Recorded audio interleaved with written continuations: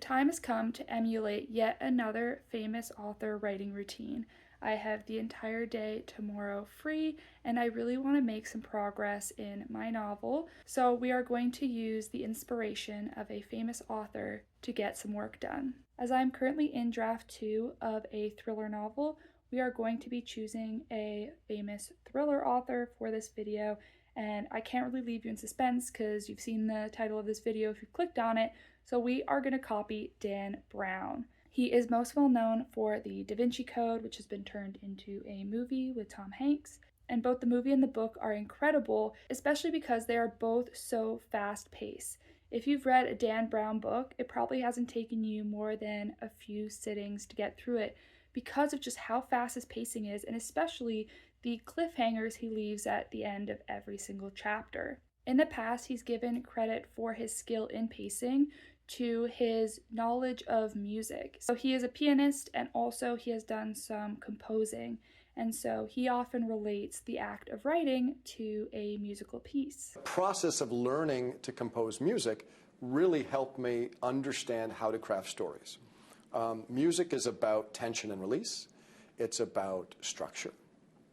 It's about tempo and pacing and themes and surprising people, giving the listener what he or she wants in a way they don't see coming. All of that is so closely tied to how to write stories. While I'm not an expert in music, I only really played bass clarinet growing up and followed the notes of, the sheet music in front of me.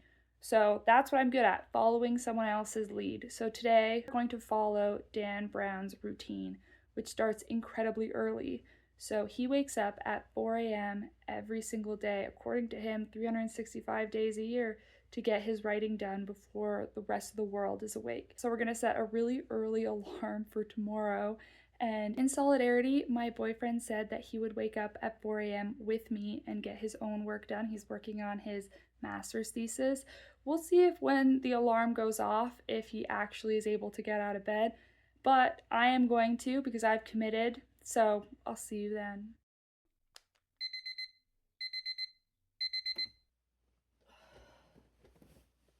Will you want a protein shake too? No. Okay. And do you want any tea? So we're doing 2 different drinks this morning. Dan Brown usually runs out of bed, which I was not capable of this morning, but he has a coffee. I'm not a coffee drinker, so I'm making tea. And then he also makes a spinach smoothie, but I don't have all those ingredients or a blender or anything. But I did notice that one of the ingredients among the huge list was protein powder, some sort of protein powder. So I'm taking that to just make a protein shake. Everyone is going to have their own process. For me, I like to write first thing in the morning. I am at my desk at 4 o'clock every day, 365 days a year. That is my process. That's my time. And by working early in the morning, I signal myself that this is the most important thing you're going to do today. My writing process includes a space that has no internet. I have no email pouring in, no matter what time of day it is. I've created a space that is essentially no email, no internet, no phone, and I just say, this is the place where I create. Writing at 4 a.m. is no joke. It is now 5, and I feel like for the last hour, I've just been writing and rewriting the same few paragraphs, because right now I'm trying to connect these 2 scenes, and I've been a little bit stuck on how I want to do it, and trying to figure it out at this time in the morning was not useful. I feel like for Dan Brown, 4 a.m., if that's his usual time, he's probably super with it. I am not, but we will persevere. We'll keep pushing through. Hopefully my brain will eventually catch up with what we're doing here. But we've reached the end of the first hour, and every hour Dan Brown takes a little bit of a break. He takes a 1-minute break. Apparently his computer has a program built in where every hour it will freeze for a minute, which allows him to do something to kind of get his heart rate, his blood flowing again. So he does push-ups or sit-ups, or what I think is hilarious is he will hang upside down to try and help that blood flow go. So we will do all of those at different times today. But first, I really want to try hanging upside down because I think that's so funny. But he uses gravity boots or an inversion table, which we do not have. So instead, we will try and do a handstand against the wall behind me. I just want to share this little excerpt really quick because I think it's so funny. Comment he made about wearing gravity boots to do this hanging upside down. My wife was very concerned that I would pull myself up into these gravity boots and not have the strength someday to get back, and I'd be hanging there forever. So now I use an inversion table. So that's the reason why he switched to an inversion table. Anyways, time to get to hanging. I have been known to hang upside down. It's funny, I started doing that because my eyes got tired, and I had an optometrist say, you know what, get gravity boots, it aerates the optic nerve, it's going to really help you, so I got them. And it just became part of my routine. I'm not gonna lie, that was a lot harder than I thought it would be. It was kind of hard on my wrists.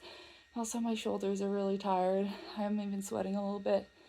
But I do feel like I have more energy. I feel like my whole body's like, what was that? So maybe this next hour will go better. We'll see. My sense is if you're going to succeed in the arts, there has to be that conviction. You have to really believe that this is what I want to do. This is what I am cut out to do, and I don't care how many people tell me that I either have no talent or that I need to get a real job or what, you know, at some point you do it because you have to do it. And I think you don't sort of stumble into writing a novel. I think you really have to have some commitment and some belief to finish it. It's not too hard to start one, it's pretty hard to finish one. So guess who got really tired and decided to go to bed after 3 hours of this writing routine? So I guess I've technically failed. I was going into the 4th hour, I'd just done my sit-ups, and I was just feeling so tired. And it felt like the quality of what I was trying to do was just not there anymore. So the first hour went okay. I was like half asleep the whole time. Second hour, I did pretty good. I feel like I finally got through that section I was stuck at. And then my third hour, I went back through that and started on the next chapter. But I was really waning. I was really tired. Like, I don't wake up at 4 a.m. I wake up at like 8 a.m. typically. And so I didn't really want to waste my time doing bad work. So I took a 2-hour nap. Though I don't know, I fell asleep just after 7, so I don't know if that technically counts as a nap. At that point, I think it's just going back to bed. So now it's 9 a.m. We're going to do the 4th hour of work, and I'm just going to keep going. So he usually works 6 to 9 hours.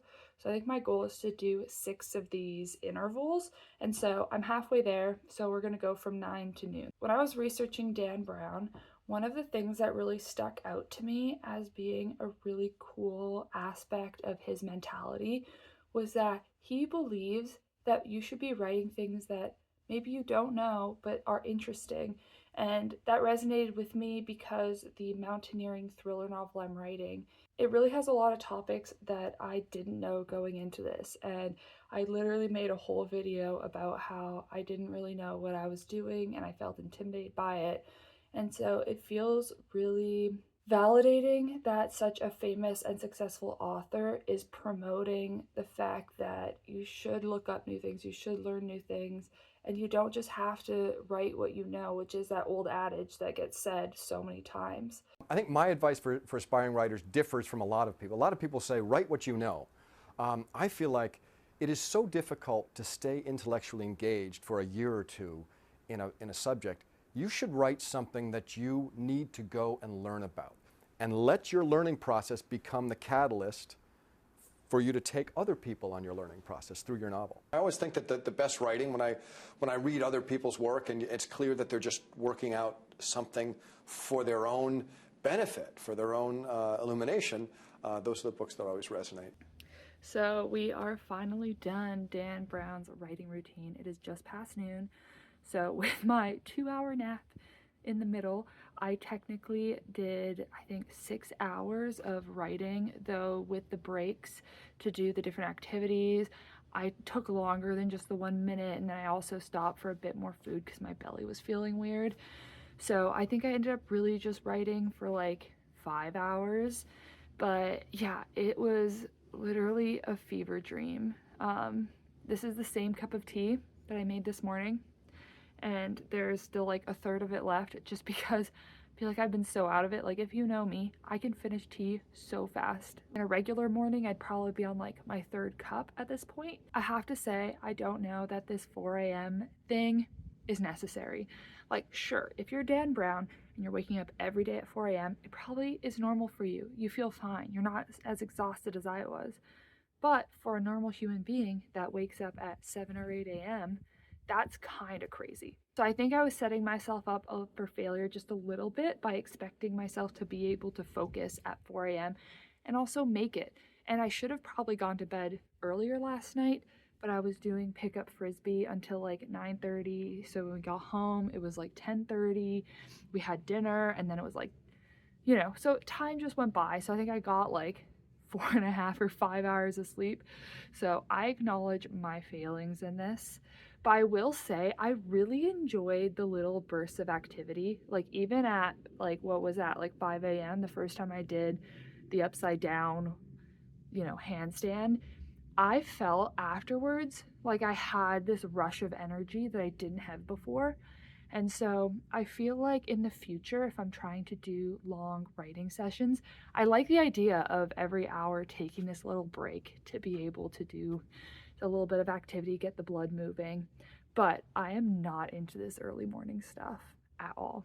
At all. If I decide to do another famous author writing routine in the future, I either have to habituate myself for a few days before to get ready to wake up earlier, or just do a different one, because this was pretty brutal. And I have to say, I failed in the sense that I had to go to sleep for 2 hours, but Jonah, my boyfriend, did wake up at 4 a.m. with me, and he did not go to sleep, and he was working the entire time. So even if I failed, he succeeded at least. But I also got through that really tough chapter section that I've been dragging my feet about for the last like handful of days. So that felt really good. I got through the next chapter, though that chapter was a lot nicer, right, in this first round of revision that I'm doing. And then I'm halfway through the chapter after that. So I did about 2.5 chapters today. So I feel really good about it. And honestly, I don't have anything for another couple of hours. So I think I might keep writing. I'll finish this, make a new cup of tea, and just try and enjoy writing a little bit more. So in that sense, I think it went well, because now I'm just like motivated to just keep going, keep the ball rolling. So I hope you enjoyed following along with my attempt to follow Dan Brown's writing routine. I would say overall it was a positive experience.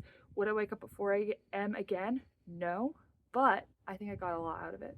So I'll see you in the next video.